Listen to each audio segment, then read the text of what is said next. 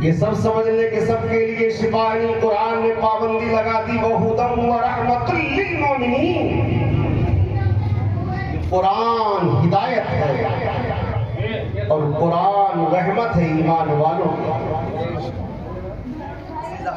ذرا غور کریں، اللہ تعالیٰ کی مقدس کتاب قرآن، جس کی تلاوت باعث ثواب، جس پر عمل کرنا باعث نجات، اور جس کو سمجھنا باعث ہدایت۔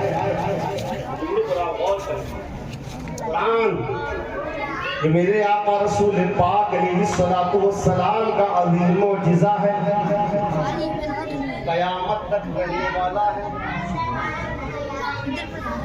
قرآن اللہ کی کتاب ہے، جس ذات پر اترا وہ ذات انبیاء سے بھی افضل، رسولوں سے بھی افضل، جس رات میں آیا وہ رات تمام راتوں سے افضل، اور جس سینے میں محفوظ ہو گیا، جس سینے میں محفوظ ہو گیا وہ سینہ اور سینوں سے افضل۔ قرآن کی تعظیم ہم اسی لیے کرتے ہیں، عمل کرنے والا ہے، قرآن کو اپنے سینے میں محفوظ رکھنے والا ہے۔ نماز کا وقت آئے گا،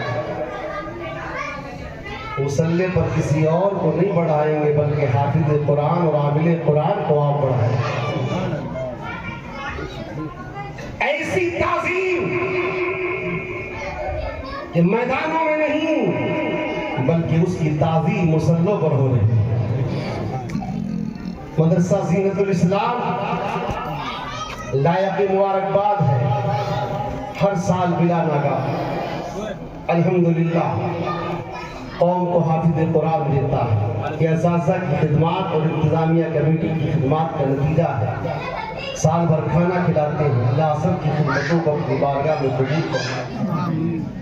عزیزان ملت، قرآن کیسی اللہ کی مقدس کتاب اور پاکیزہ کتاب ہے۔ سرور کائنات نور مجسم رحمت عالم علیہ الصلوۃ والسلام ارشاد فرماتے ہیں، جس طرح لوہے کو پانی سے زنگ لگ جاتا ہے اور لوہا زنگ آلود ہو جاتا ہے، اسی طرح لوگوں کے دلوں پر بھی زنگ لگ جاتا ہے۔ میرے آقا رسول پاک علیہ الصلوۃ والسلام ارشاد فرماتے ہیں، میرے صحابہ، جس طرح لوہا زنگ آلود ہو جاتا ہے، لوہا میلا ہو جاتا ہے، اس پر زنگ چڑھ جاتی ہے، ایسے ہی لوگوں کے دلوں پر بھی زنگ آ جاتی ہے۔ قرآن اس لیے نہیں ہے کہ باپ کا انتقال ہو تو مدرسہ زینت الاسلام کے طلبہ کو بلا کر تلاوت کرا دی جائے، ثواب پہنچا دیا جائے۔ جہاں قرآن کی تلاوت باعث ثواب ہے، وہیں قرآن لوگوں کے لیے باعث ہدایت ہے۔ عزیزان ملت، اللہ کے نبی علیہ الصلوۃ والسلام نے ارشاد فرمایا، اے میرے صحابہ، لوگوں کے دلوں پر بھی زنگ لگ جاتی ہے، لوگوں کے دل زنگ آلود ہو جاتے ہیں۔ صحابہ کرام بے چین ہو گئے، یا رسول اللہ، اے اللہ کے عظیم پیغمبر، یہ دلوں کی زنگ کا دور کرنے کا ذریعہ کیا ہے؟ اے اللہ کے رسول، لوگوں کے دلوں پر زنگ آ جائے، لوگوں کے دل زنگ آلود ہو جائے تو لوگوں کے دلوں سے زنگ دور کرنے کا طریقہ کیا ہے؟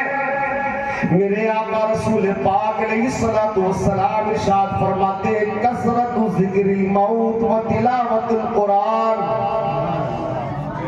اگر اپنے دلوں کو صاف کرنا چاہتے ہیں، اپنے دلوں کو مزکا کرنا چاہتے ہیں، ستھرا کرنا چاہتے ہیں، آئینہ کرنا چاہتے ہیں، تو میرے آقا رسول پاک علیہ السلام نے ارشاد فرمایا، موت کا کثرت سے ذکر کرنا یہ بھی لوگوں کے دلوں کے زنگ کو دور کر دیتا ہے، اور قرآن کی تلاوت بھی لوگوں کے دلوں کے زنگ کو دور کر دیتی ہے۔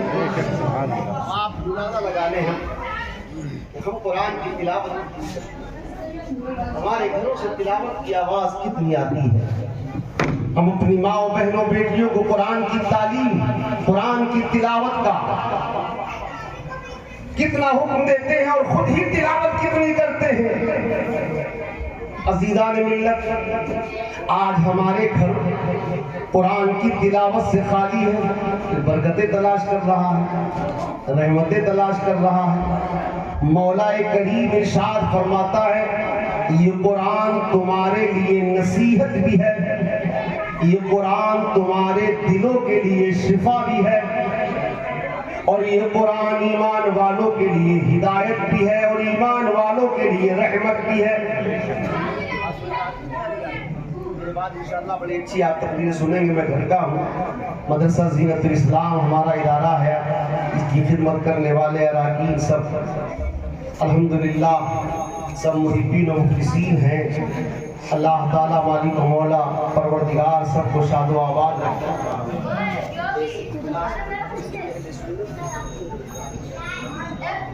بتایا تھا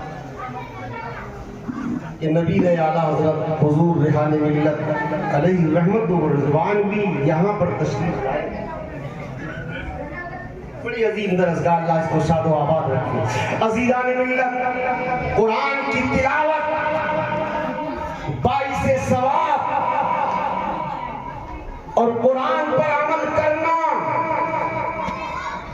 باعث مغفرت، باعث نجات، اور قرآن کو سمجھنا یہ باعث ہدایت۔ قرآن کو کون سمجھے گا؟ مفسر قرآن سمجھے گا، اور ہر ڈاکٹر و ماسٹر قرآن کا مفسر نہیں ہو سکتا۔ قرآن کے معنی اور مطالب کو سمجھنے کے لیے علم حدیث کی بھی ضرورت ہے، اصول حدیث کی بھی ضرورت ہے، فقہ کی بھی ضرورت ہے، اصول فقہ کی بھی ضرورت ہے، بلاغت و فصاحت کی بھی ضرورت ہے، علم معانی کی بھی ضرورت ہے، علم لغت کی بھی ضرورت ہے۔ عزیزان ملت، اور ان سارے علوم کے ساتھ ساتھ عشق رسالت کی بھی ضرورت ہے۔ قرآن کو ہاتھوں میں ڈاکٹروں نے لیا تھا،